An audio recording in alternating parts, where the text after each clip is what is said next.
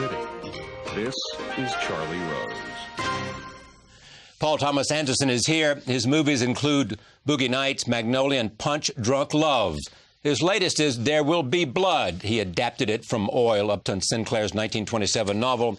It tells a rough and tumble tale of a wildcatter looking for oil, the big strike. David Denby of The New Yorker calls it an enthralling and powerfully eccentric American epic. Also joining me, Daniel Day-Lewis, who stars in the film. He plays Daniel Plainview. Here is the trailer for the film. I broke you and I beat you. I see the worst in people. We have a sinner with us. Get out of here, devil! I have a competition in me. I want no one else to succeed.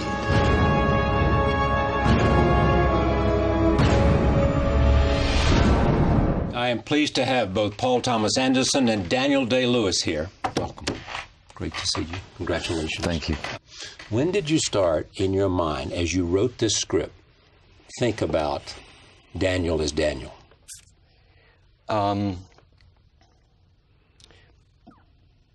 Early, but I didn't want to grab onto the thought and keep thinking this is who I'm writing it for, because that I didn't know Daniel. I didn't want to make presumptions about him or anything like that. I'd just seen his films, and I obviously respected him as an actor. I thought, well, that's the holy grail if you can get to it. But I tried to just quite honestly sort of dash those hopes and really just try to write well and write this man. But that said, it kept coming and coming and coming, that the only man for the job would be Daniel if he decided he would want to do it. Well, I mean, some writers will say it's easier to write a character if you have in mind someone whose abilities you know. And I've done that before, and it's worked out really well, but I was writing differently, and it was all coming together so differently. I tried to not apply a face to it exactly, but that said, it's kind of a trick. You have to trick yourself, too, because you're trying to write this man, not really write it like it's going to be somebody who's going to play it. I don't know. It's a little bit different from the book, and the book is really about sort of capitalism and politics and socialism. Mm-hmm. Here, the twin themes are religion and business, right? Mm-hmm. How did you get there to that point? When I found the book, it was about 6 or 7 years ago. So, obviously, not living in a bubble, and there's a lot of things going on. And being from California, not that far from the oil fields, right. Bakersfield, and the kind of curiosity about what the hell is this stuff, and how do they get it out of the ground? It's a great American story. It is a great. It's sort of irresistible, yeah. And yeah. All right. So you get a script. Do you read it immediately? Yeah, because it came from him. Did you say to yourself, "Can I be that Daniel? Can I do this?" Well, that question mark lurks somewhere. But when things are working right, you feel yourself irresistibly drawn into the orbit of a hitherto unknown world. So the question mark it's kind of a false question, because it's already asked too late, in a way. When you ask it, you're already there. I'm gone, yeah. Yeah, I packed my bags. Yeah. Not without a certain degree of trepidation. But yeah, I packed my bag. Even at this stage, you see a character and you well, fear? I didn't know where it was going to go. I mean, like Paul said, when he's writing it, to write it with me in mind is kind of misleading, because I certainly believe, I think Paul has it in common with all good writers, that to some extent it feels to me as if those characters are so alive already, even just only on the page, that he has begun to inhabit the world that he's creating, and to see that world through the eyes of those characters, so that they're revealing themselves somehow. And that, I suppose, is very similar to the way which we work. So the decisions are kind of taken away from you, which is a blessing, really, because the whole notion that you kind of create a body out of bits of old lumber and, you know, a few memories and this, you know, kind of like a bric-a-brac shop of, you know, emotional... Wolf dust. Wolf dust. You know, if that's the truth of it, I don't want to know that that's the truth. I prefer to kid myself that there's some kind of mystery about Yeah. You had to go raise the money, or somebody did. You know, it was not easy in this case because...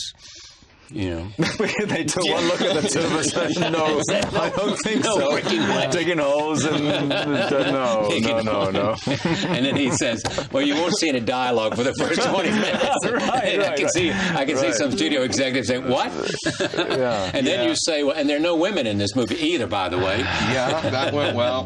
No, they definitely made And then you say, my lead is going to be in every scene. That's right. They definitely made us feel for a while that they wanted us to come over to dinner, but then they really let us know that they didn't want us to take care of their kids and then we couldn't sleep over. Could Kate Blanchett play Eli, maybe? Well, it's happened before. If you can play Dylan, you can play Eli. Yeah, I mean, you just have to find somebody that's as mad as you are, and there is somebody, you know, there's someone out there. There's some executive as mad as you are. And he came in there, I won't say. Yeah. Who was that? Well, the great thing that happened was that my agent stopped being an agent and went to run a film studio. So I said, you're on the there hook. you go. Paramount Advantage. Once in a lifetime opportunity. That movie you've been trying to sell, you own it. You own it. We're into it. But it gave you guys a time to collaborate, did it not? It did. I mean, quite honestly, the first time we tried to get the money for the movie, we didn't really know what we were doing. There were so many variables about how you shoot down a mine shaft and building the derrick and where we would shoot and all this sort of stuff that we actually had a figure that was higher just because we didn't know. And so in all fairness to those places that said no, get out of here, you know, we did need to go back to the drawing board. We needed more time to research and get it all sorted. Lots of things happened in a year. Babies were born, backs were broken, things, and it was good. And when we met back up, we knew what we could do it for. So it all ended up working out. Now, while he's out doing this, are you getting ready for the role? Yeah, my own quiet way. Yeah. What's your own quiet way? Well, I spend many months in apparently listless rumination, out of which I hope something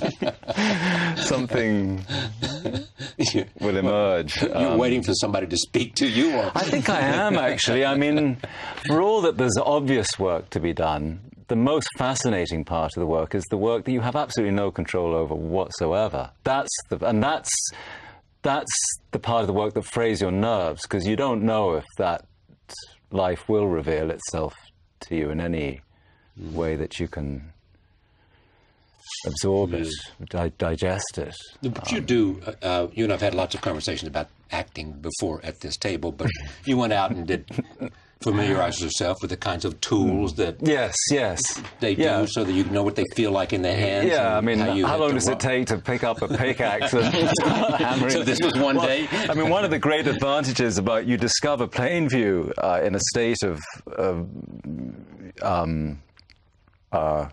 primitive existence, which you would have shared with anybody else that, you know, that set themselves on that course. I mean, there's nothing, you learn as you go along. They were learning as they went along. You buy the tools, you buy a donkey if you've got enough money. You probably, if you can find a partner, that's okay, but otherwise you just do it on your own and you make it up as you go along. And even that when you see him at the beginning, he's a silver prospector, but then the whole oil thing, you know, before you get into the industrialization of oil production, it's really just the process of scooping it out of the ground, where it emerges naturally into pools with buckets and saucepans and, you know. So what's interesting about the movie, we'll see a little bit of this in a moment, you know, you really want to capture that feeling of labor and of physicality. Yes? Mm-hmm. Tell me how you saw that. And how, you know? Well, it was great. It was great reading about some of these stories of these men doing this work, but it was hard to wrap your mind around, you know, thinking about what are they talking. They would describe these contraptions that they worked with in a 50-foot eucalyptus tree trunk that they had shaped and everything else. And it was kind of like science fiction a little bit, you know. It was that kind of bizarre, and you try to draw it out and think, what the hell are they talking about? How are they doing this stuff? And that is what Daniel said, you know, it's just that how exciting it was to start building this stuff from the ground up and watching these guys work, and yeah, the labor of it is really exciting, because I guess that's always a question. It's like, what is this stuff, and how do you get it up and out of the ground? I mean, that was a really good question. And you want to show that? Yeah. What does a derrick look like, and how do you build them? And yeah, how do you do it? And what happens if they catch on fire? Yeah, all of that. How do you put it out? And how do you put it out? Yeah, with explosives. Well, you got to take the oxygen away, so you go through dynamite it. You know, and that's the idea that you cave it in. But it was so funny. I mean, that was the great thing. We were so desperate to be accurate about things, and well, there's rotary rigs and cable tool rigs, and we're shooting this year and everything. But there's a certain point where this sort of old guy Jim Farmer, this oil expert, he hang around. He was like, I got to tell you, guys, there is no one way to do this. Whatever gets it out of the ground, or whatever puts that fire out, there is no manual, you know, for this kind of work. It was really liberating, because we were like, all right, great, you know, let's go to work. You shot it where? Outside Marfa, Texas. Yeah, where they shoot a lot of movies, it seems like. It turns out. Was Giant shot there? Giant was shot there. And then Tommy Lee Jones's movie, No Country for... Was that shot there? The Coen brothers were in town. One of theirs? Is that right? Well, the town wasn't big enough for the both of us. That's not a two-crew town. No. Tell me who Daniel is, this character that drives this movie. Oh, boy. Where would I begin? Well, anywhere. Just, you know. Well, I'm kind of the worst person to ask in a way, because you're kind of inviting me to objectify him in a way that I haven't even begun to try and do. Yet. No, not yet.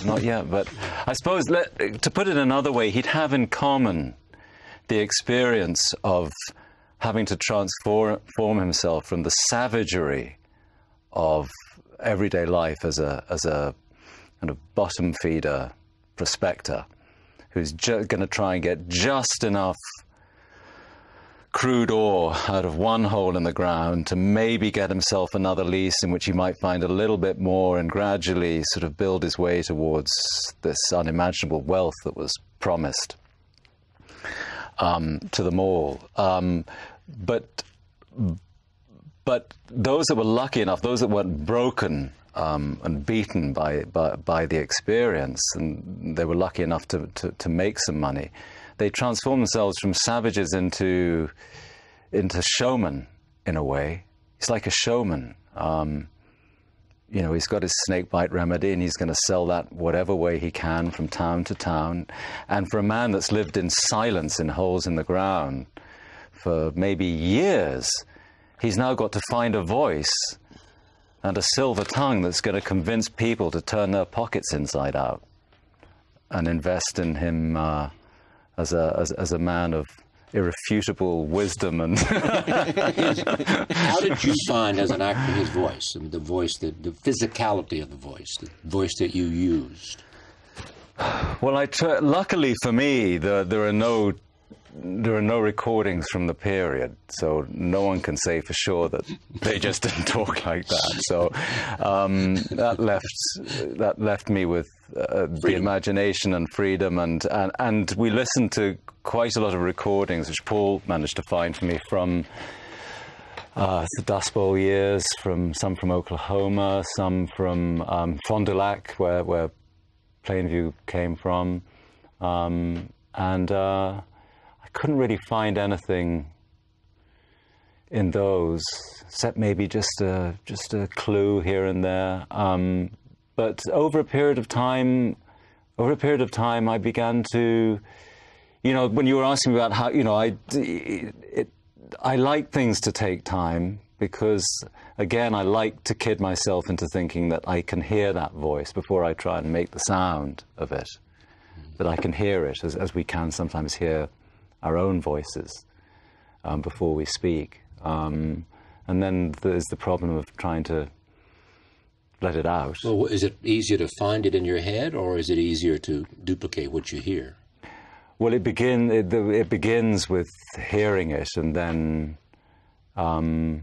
yeah, it's not always a straightforward thing because sometimes when it comes out of your mouth, I made lots of little recordings for Paul. You send them off to him? On tapes that conform to no known formats whatsoever.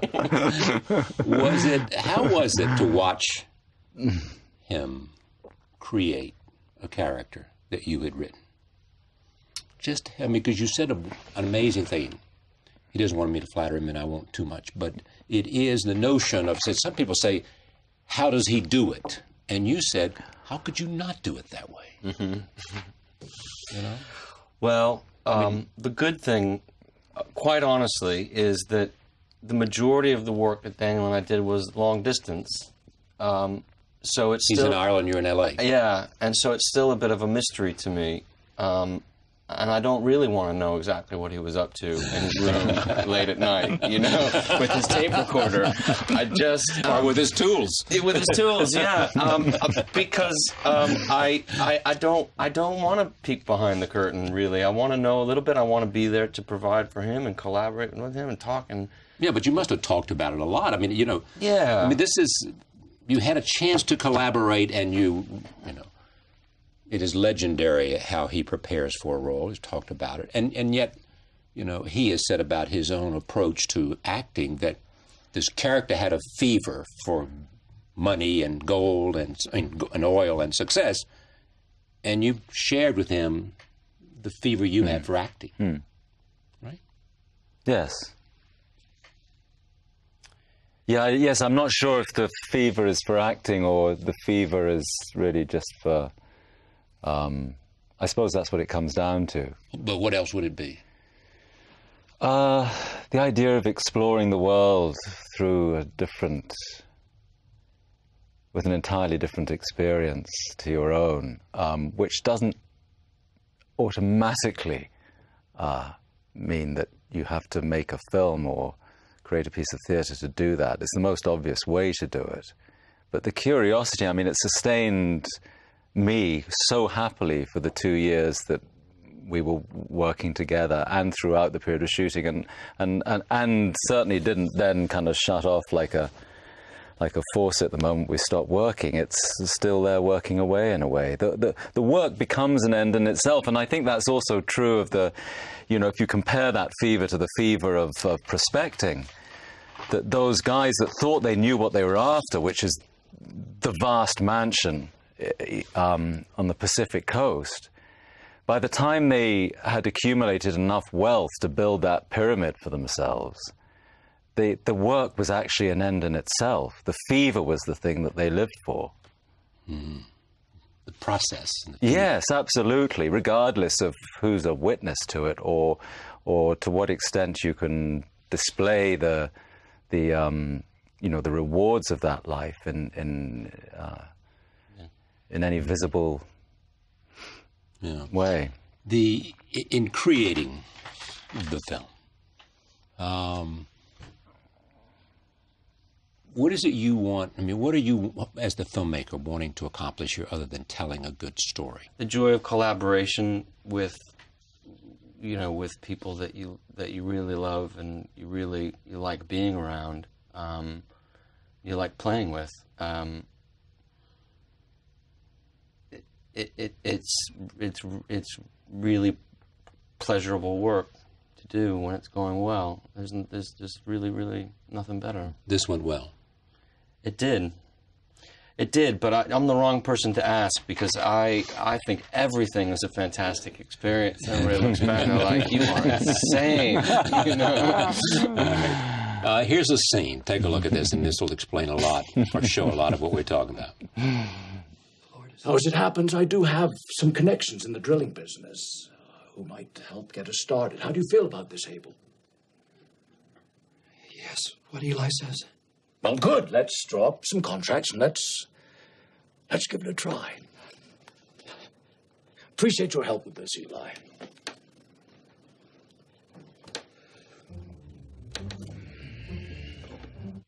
We see there the other central character, Eli. Mm-hmm.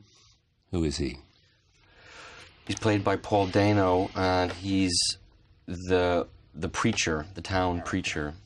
He seems to be someone who has a sense, he's almost a mirror image. He feels about the church the way Daniel feels about money. No? Well, as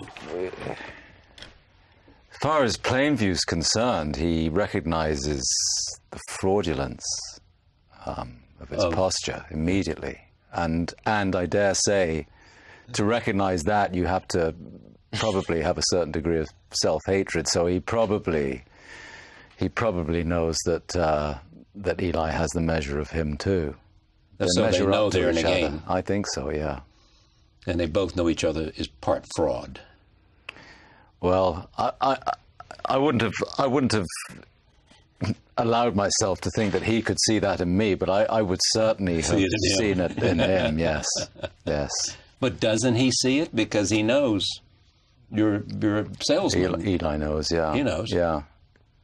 You know that you're going to say what you can do to get that land. But you see, my fraudulence, as far as I'm concerned, would have a certain nobility to it, whereas his spiritual fraudulence is no excuse for that, is there?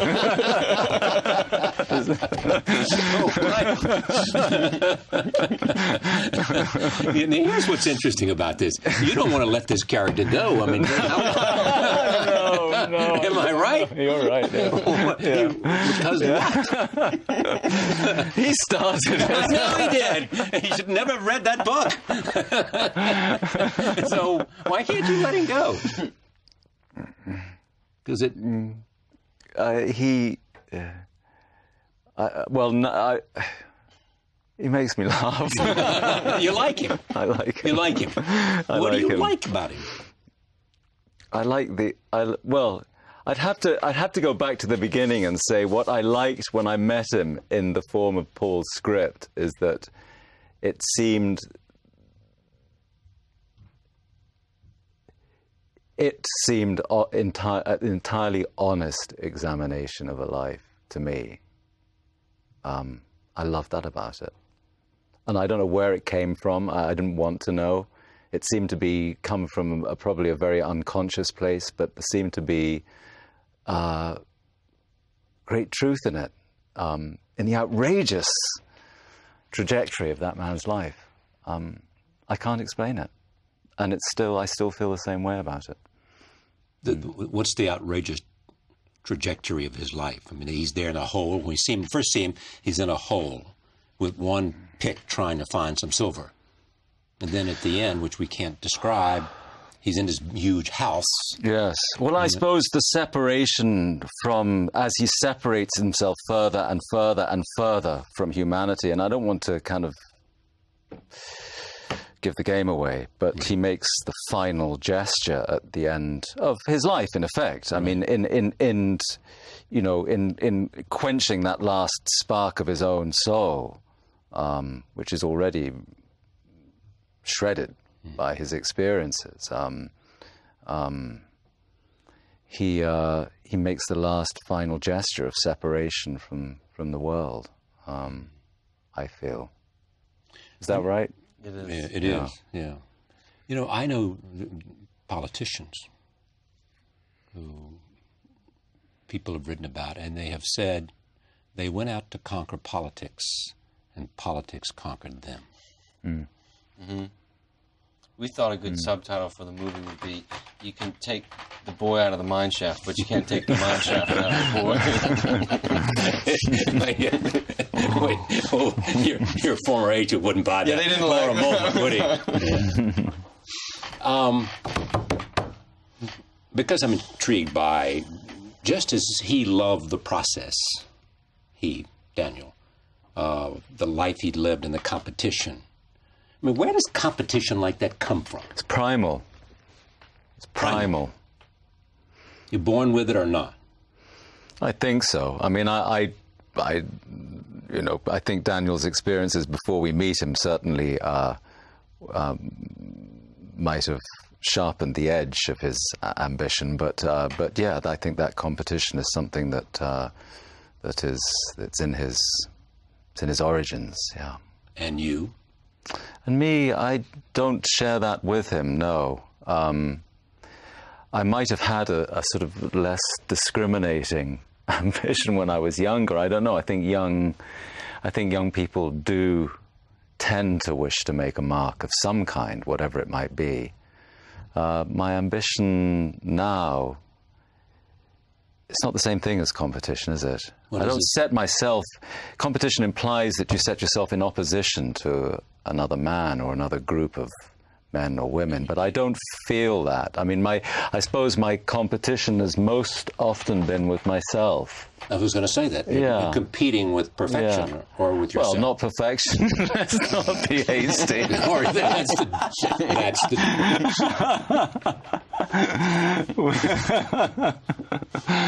Yeah, no, but it's yes, the desire to do something well is still a strong desire in me. I don't know where it comes from. It's something that I don't. It reveals itself in many different ways, and I can be very content, you know, spending time repairing a piece of broken furniture as well as I possibly can. That can fulfill me in the same kind of way. But this particular kind of work, the need to do that,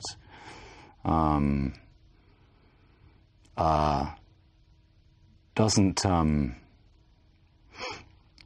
take me as often as it used to. But when it does, it's with exactly the same fervor, exactly the same wish to try and do something well. I don't know where that... Your father, maybe? Maybe. Father-son, part of the relationship in this movie. Mm-hmm. It's not a theme that you are unfamiliar with. Mm-hmm. Yeah, but I remember writing a scene from the book with a 9-year-old boy and his father, and I thought, I'm not writing this again. I'm not writing that. I don't want to do that. But yeah, there you go. Whatever happens, happens. What is it? I don't know. It's a good story, you must admit. At the end of the day, you know. It'll run and run. It really will. Yeah. Get a lot of mileage out of it. No, I don't think it's mileage as much as it is you are inexorably attracted to it for some reason. For some reason, yeah. Which you may not know, or you may know. A bit of both. I mean, yeah. Definitely a bit of both. Like I said, when I set out, I was trying to write a movie about fighting families, and however it ends up taking this path, there it is. There's brothers fighting. We have some brothers fighting and everything, but at the center of it, is this father and son. Honestly, I remember a fear about wanting to write a part for a 9-year-old boy just being a really practical thing. Feeling like, I don't want to find a 10-year-old boy. That I know that can be difficult to find an actor who's 10 years old who's going to be required to do all this stuff. And the great irony is that we met the most wonderful young man in the west of Texas. His name's Dylan Frazier, who plays Daniel's son. And who did such a terrific job. He was a natural. He'd never seen a film camera before. He's a rodeo rider. He's a real boy of West Texas. The point is, I'm real happy I didn't stop writing that story just for whatever reason, because he adds so much to this movie. Yeah, I got to meet him. Got to know him, and I'm sure glad I didn't stop myself, just because perhaps I'd been near it before. The physicality of this character and the voice, back to the voice, what does the way he looks play into your imagination? Well, it has to work this way. It has to work... You have to think about, I suppose, the way in which each of us presents ourselves. Therefore, when you choose the clothes, you're not rummaging through a costumier department. You're trying to imagine that man at his tailor or in the place wherever he got those clothes, making those particular choices. What's he saying about himself? How does he perceive himself? How does he wish to present himself? You know, just as the voice is the most intimate expression of the very self, so it has to come from a deep expression of ourselves, then so too, to some extent, is the expression of our vanity as well, the way in which we choose to bedeck ourselves with. When did you, in this process, you've talked about getting the rhythm of a character. Yes. When did that happen here? Or does it have a moment? No, I don't think it does. No. No, that's what frays the nerves, because there is no... apart from anything else, Charlie, I mean, quite obviously it's one thing to work in isolation, which is can be a great pleasure in itself. And then there's also the constant communication with Paul, which you know, that small world that we already created for ourselves was tremendously satisfying. And if you do the work you need to do, the chances are that when somebody plants the camera in the ground, that it will feel like the continuation of a life that's already explored. It's not day one of a new experience. But having said that, there's also the reality, the fact that nothing will happen until you collide with these other lives that have been created elsewhere, and you don't know how this. I know exactly what you mean. Yeah, this man that you feel you've discovered may be completely out of place in the world. You know what he's talking about? I know just what he's talking about. Yeah, the first couple of weeks were rough. Yeah, but did you have a point where you had to change actors in part? I don't know whether that's what you're talking about, but you had to change actors because it wasn't. That's not what he's talking about. But yes, and even without the change of the actor, just finding footing in general for the first couple of weeks is tough for everybody. But so the making of the movie has as much rhythm as the rhythm of the character itself. Sure, yeah. There was one where Paul was very sweet about it, but in the first week, I didn't want to see any dailies. I sometimes I do, and this I just didn't want to, and that was that. But after a couple of days of work, Paul said, I think you should see something. So I went to see something with him, and the scene that we reshot, in fact, we kind of found a different way to do it, and it was a blessing. But I saw the scene. Is that what it is? Is that what it's going to be? That's not going to work. That's just not going to. Yeah. I mean, it wasn't it felt like one was radically off course, but in fact, the correction was something that was, you know, relatively. Yeah. Wait, what's the correction? Well, the correction, there's a few minor corrections that had to happen. One thing that Daniel said that I think was great too is that I had him look at what we had done, because we all needed to collect ourselves after a week or whatever it had been to say it's not exactly what it should be. I'm not quite sure how to say exactly what it should be, so I have no good direction. Wait, you said that to him? Yeah, that was the understanding of what was going on. You didn't have to say it. And from my perspective, I'm looking at it thinking, well, the scene's not really written exactly right. So for starters, that needs to help as a stepping stone, because if there's a problem, it generally begins with the writing. So I have to make that correction. Daniel had to make a little correction, just to the left, a little to the right, and ideally. Can you tell me what you did? How you corrected? No. Because you don't know, or you don't share? No, I don't know. I was glad of a chance. I was appalled to see, and because I realized, I mean, I was already too far down the line, which is one of the grave. See, this is great. So all of a sudden, after 10 years, you have built this character. You have inhabited this character. Who the holy Jesus is that? And where are we going to build a world around that? Yeah. And you both felt at the same time. But I think it turned out it was just a calibration rather than a shift, rather than a rebuild. I think I did also, quite honestly, because necessarily you have to allow this life to help tell the story in a way that's, you know, at least substantially unconscious, if not entirely. So, you know, to be confronted, but you feel, I mean, you see to what degree you're out on a limb, and that's a shocking thing. And you may well decide you have to stay out on that limb, but you still, it brings it home to you that that's where you are. And if you have to stay on the limb, it's going to be a lot harder, isn't it? But you have said in talking about character and acting that it, you know, you have to sort of, you have to take a lot of discipline, and you have to get the framework, but you also have to free the animal instinct in order to make it work. Yeah, it always sounds, but how do you ever talk about that thing without making it sound kind of grotesquely self-important? I mean, well, it's not grotesquely self-important. It is glaringly real. You know, that somehow that is the work of art. Am I? Or is that taking it too seriously in your judgment? No. I'm the wrong person to ask. Well, what are you here for? What is it you know? Something you don't know? That's right. What would you like? No. Well, exactly. What do you like, Daniel? What is it you would like?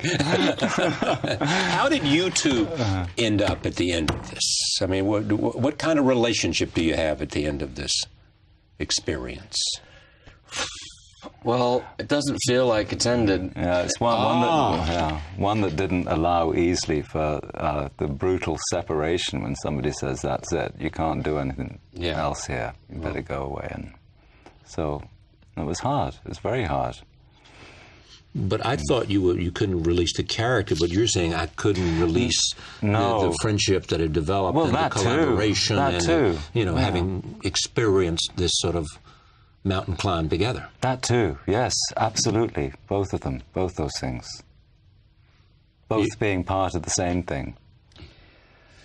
I feel just the same way, yeah. It's good to have a partner in crime, though, that you're going down in flames with, just to have the sadness of finishing something, you know? It's wallowing in a little bit together. But Paul said it earlier when he was, I forget an answer to which question, but when you were talking about playing, and, you know, and it's, you know, just to kind of put something in the balance a little bit, it's so important to remind yourself, I mean, you're never that far away from absurdity in your working. And maybe the more, as you grow older, you become more and more aware of the absurdity, and therefore you have to take your work that much more seriously to obscure that sense of it. But you are on a playground. Paul created a playground when he wrote that thing, and then chose the location, and Jack Fisk built the sets, and it was one huge playground in which we merrily played with a group of, you know, like-minded people for a period of time. It's hard to give that up. I can imagine, and especially because of the panorama of it all, too. Yeah. Just the venue in general. The venue and outside, and you know, this is not closed little sets for the most part. No, we had one bizarre day where we had to come back in California and go onto a soundstage just for some inserts and a thing that didn't end up making the film. And we were miserable, all of us, the entire crew, Daniel, everyone. We kind of, more or less turned around and walked right out. We said, well, let's go back home somewhere else. Get out of here. Talk to me about music. Johnny Greenwood did the score and Radiohead. From Radiohead. Never composed a film in his life before. Not a proper film. No, what I mean is he did an experimental film for the BBC, and it was just him able to do what he wanted to do. But I think the excitement for him here was, remember him seeing the film for the first time. He kind of bounded across the room. He's like, I just have to write music to the story. That's all I have to do, right? And I thought, yeah, if that's what you think you have to do. He said, yeah, I just write it to the story. And he came back with pieces that he'd name, so I obviously knew what he was thinking. He'd named, you know, a piece HW or Prospectors Arrive. Just thinking about bits and pieces from the film and just composed. And how are they different from any other scoring? How are they different from any of the scoring of a movie that you've had, other movies you've made? It was a very different approach to how I'd done it before. Yeah. But great, but that much more exciting. You know, it was actually very similar to the way in in which Daniel and I had a relationship early on when he was in Ireland and I was in California. And Johnny just communicating, he was in Oxford, I was in New York at the time, and kind of going away and coming back and sharing things, and it was great because I could never over-direct, which is a really good feeling, because best to let him to his own devices and gentle suggestions here and there, but that's kind of how it worked. Yeah. We said geography is at work here, the outdoors. It's also the West. Tell me, you've thought about the West and the infinite possibilities. I mean, because that's at the heart of what Daniel is about, too. Beyond competition, it is moving on to... Yes, it's the false promise of the horizon, yeah. False promise. Well, yes, because you arrived there, and of course the world is round. Yeah, exactly. and all the joy or whatever. Do you think people like that think it's going to be joyful at the end, that somehow they're going to arrive and it's going to be a Garden of Eden and everything they thought is going to be that way, or that somehow you're corrupted by the process? So when you get there, you instantly know there is no Garden of Eden. It simply served a purpose for me to keep charging. Well, yeah, I think that's a sound way of looking at it. It's hard to imagine anybody that began. I mean, they more or less had each one of them would have had similar origins. It's hard to imagine that if they survived those early experiences, that they would then have been able to really appreciate the whatever wealth that came their way. Is H.W. your son in this? There's this wonderful scene at the end. What's going to happen to him? Oh, he's going to be fine. That's what I thought, because he is bought a different way. Thank God I have none of you in me. Yeah. Yeah, in a way, in a strange way. And again, I don't want to but in a strange way, Plainview releases him. For all that he does it in the cruelest and most destructive way, but he releases him, perhaps.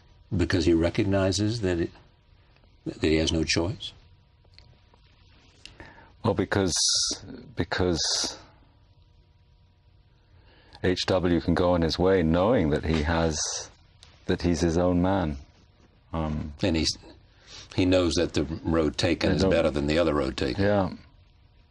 But you see that he's growing up straight, and maybe that's in itself hard as your own blood curdles and becomes venom in your own veins, to see something that's growing up so straight and pure. That's a hard reflection.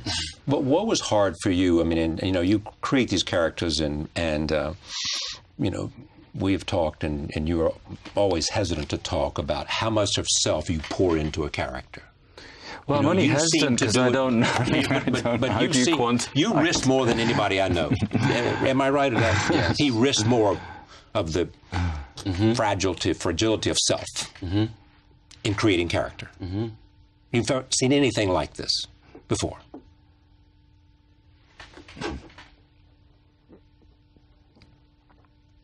I just want you to grab it. I'm not going to have a question.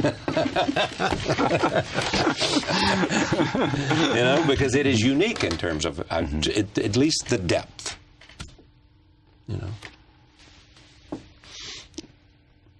In fact, I think Jim Sheridan once said, that you come closer to the obliteration of self than anybody. Well, I dare say that finally, I mean, I suppose that's... It would be true in all forms of creativity that is the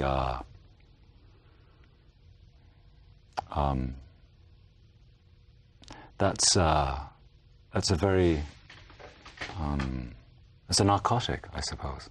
You don't want to be on stage, or not? I'm not sure that I don't want to be. I mean, I can only look at the evidence. I haven't been for so long. Exactly. I have to, I guess, assume that I don't want to be. But some part of me wonders if I might do that again at some point. I don't know. I have very, very happy memories of working in the theatre. Some of the happiest, in fact. But I'm not sure if I would ever be allowed to work in the way that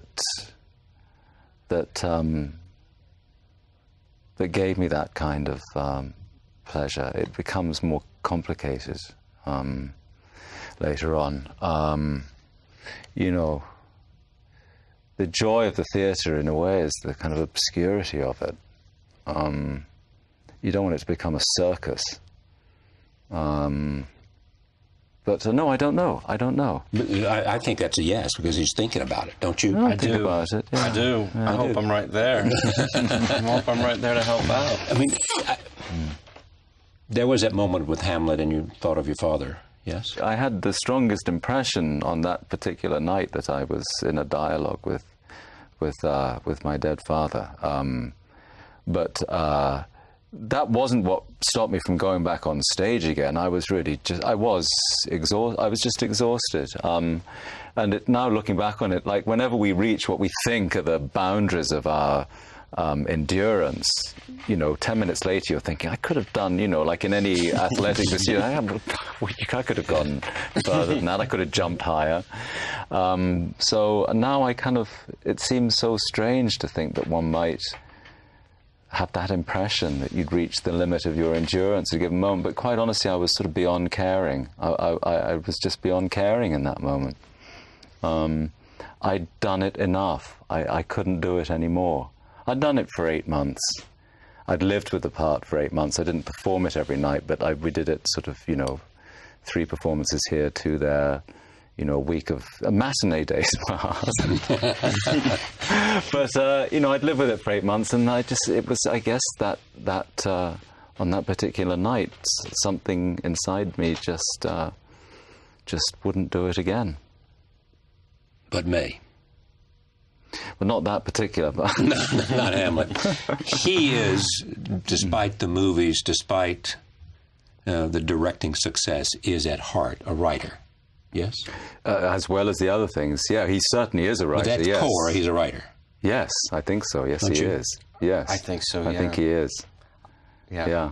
So that's the ultimate. I like saying that best. Yeah. You do? Yeah. Because you like being a writer, or because it is what you enjoy the most, so therefore if that's how we define you, then so much the better. Both of those things. And it goes back to what we talked about before. It begins and it ends with the writing. That if it's good, directing is easy. Directing can be easy. But directing can be really difficult if the writing's not right. So it's just that idea that